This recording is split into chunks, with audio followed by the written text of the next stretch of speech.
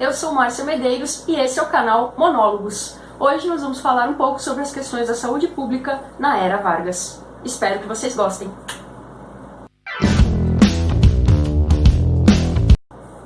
Bom, 1930 é o ano em que houve uma troca política importante no cenário brasileiro.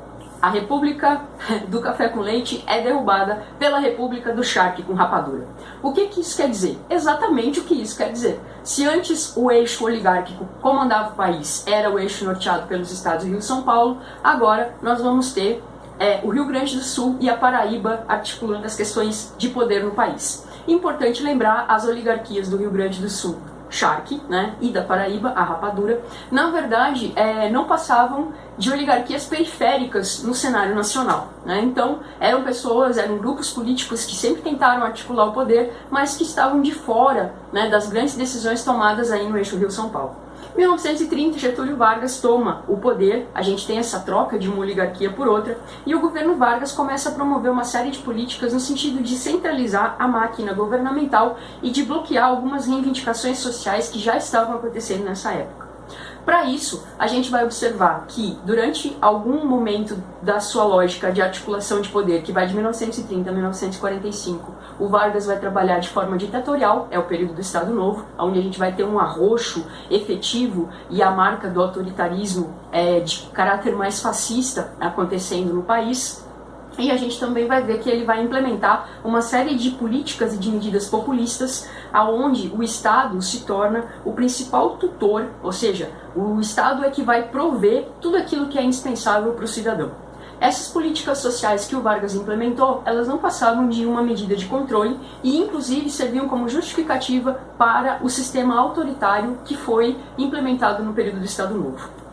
Uma das criações do governo Vargas nesse período de 30 foi o Ministério da Educação e da Saúde, que teve como primeiro titular um advogado chamado Francisco Luiz da Silva Campos. Eu gostaria de frisar um processo curioso aqui. A pasta se chamava Ministério da Educação e da Saúde Pública e o primeiro titular não era nem da área da saúde pública e nem da área da educação. Ele era um advogado. Portanto, tinha tudo para dar certo. Bom, o que esse advogado e o que essa pasta propôs no primeiro momento para pensar a remodelação dos serviços sanitários no país? A garantia da burocracia estatal, o controle do Estado sobre esses serviços. Na verdade, como eu falei para vocês, essa lógica de centralização do poder ela foi recorrente na administração varguista, que se caracterizou por esse centralismo político e administrativo. A gente vai observar aí, nessa nova organização do setor da saúde, um certo compromisso do Estado em zelar pelo bem-estar sanitário da população. No entanto, não necessariamente isso aconteceu da maneira como deveria acontecer. Por quê? Estados como São Paulo já tinham uma lógica de sanitarismo e de saúde pública que era diferenciada. Eles já conseguiam articular determinadas campanhas para atender efetivamente às necessidades da população. Quando a gente tem essa centralização administrativa e política que acontece no governo Vargas, não houve mais espaço para que as decisões tomadas nos estados, como é o caso, por exemplo, de São Paulo, continuassem existindo. Na verdade, o que aconteceu foi justamente o processo oposto. As reformas varguistas acabaram com essa ideia de descentralização da saúde e elas promoveram uma organização centralizada dos serviços. A principal orientação foi a de tratar doenças específicas sem necessariamente atender às especificidades locais. Então, o que nós vamos observar dentro desse processo? Os serviços no Brasil de saúde pública que estavam dando certo, principalmente porque eles estavam se atentando para as necessidades da população local, a partir do momento em que o Vargas ocupa o poder, cria o Ministério da Educação e da Saúde Pública, assume uma lógica de controle, o Estado assume uma lógica de controle mais centralizadora, essas práticas deixaram de acontecer. E isso vai perdurar até nós chegarmos no Estado Novo em 1937. Quando o Vargas executa, quando a gente tem o golpe do Estado Novo em 1937, a política assumida pelo Estado ela se torna ainda mais centralizada e se preocupa intensamente em atender a população urbana, que está nesse momento empregada nos setores industrial e comercial. Essa política de caráter populista e autoritário legitimava as ações do Estado, fazendo com que a prática assumisse medidas que garantissem alguns direitos aos trabalhadores urbanos. Dessa maneira, o Estado conseguia esvaziar qualquer movimento contrário às reivindicações que ele articulava.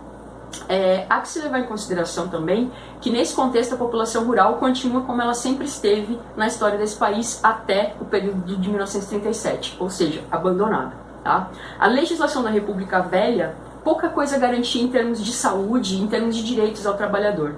Não havia direito de assistência médica, não havia direito de indenizações por acidente de trabalho ou por enfermidade.